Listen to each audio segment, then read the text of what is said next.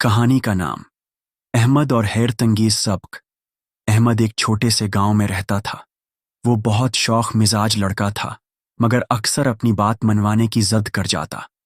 उसके दोस्त कहते थे कि अहमद का दिल तो बहुत अच्छा है, मगर कभी कभी वो जल्दबाजी में फैसले कर लेता है। एक दिन गांव में ऐलान हुआ कि करीब के शहर में एक मुकाबला होने वाला है। मुकाबले का इनाम एक शानदार साइकिल थी। अहमद ने फैसला किया कि वो भी हिस्सा लेगा। लेकिन यह मुकाबला आम नहीं था, बल्कि इसमें ज़हानत, अखलाक और बहादुरी तीनों की ज़रूरत थी। अहमद के अबू ने कहा, बेटा, जीतने के लिए सिर्फ ताकत काफ़ी नहीं, अक्ल और अखलाक भी चाहिए। अहमद ने हंसकर कहा, फ़िक्र न करें अबू, मैं सब कर लूँगा। मुकाबले का दिन आ गया। सब शरका को एक बड़ा नक्शा दिया गया, जिस पर मुख्तलिफ चेक पॉइंट्स बने हुए थे। पहला चेक पॉइंट एक पुराने बाग में था।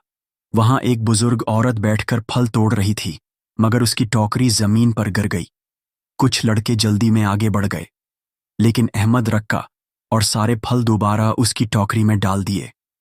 औरत ने मुस्कुराकर कहा, बेटा, तुमने पहला इम्तिहान पास कर लिया। अगला मरहला एक ऊंचे पहाड़ पर था। रास्ता पत्थरों से भरा हुआ था। एक छोटा लड़का वहां फिनस गया था, क्योंकि उसका जूता फट गया था। अहमद ने अपना एक जूता उसे दे दिया और खुद नंगे पांव चल पड़ा। सब हैरान रह गए। पहाड़ के बाद एक खुली मैदान में एक पहेली दी गई। ऐसी कौन सी चीज है जो जितनी बांटी जाए इतनी ही बढ़ती है? अहमद ने फौरन जवाब दिया, मोहब्बत। जजों ने तालियां बजाएं। आखिरी मरहला में सबको एक नदी पार करनी थी। अहमद ने दो लड़कों को तैरने में मदद दी और सबके साथ महफूज किनारे तक पहुंच गया। जब मुकाबला खत्म हुआ तो ऐलान हुआ, उस साल का फातिह है अहमद। सबने खुशी से तालियां बजाएं। अहमद ने साइकिल जीती, मगर उसने कहा, यह इनाम मेरा नहीं, ये इन सब का है जिनके साथ मैंने सफर किया। इस दिन अहमद को एहसास हुआ कि जीत सिर्फ पहली पोजीशन लेने का नाम नहीं, बल्कि दूसरों की मदद करने और अखलाक के साथ आगे बढ़ने का नाम है।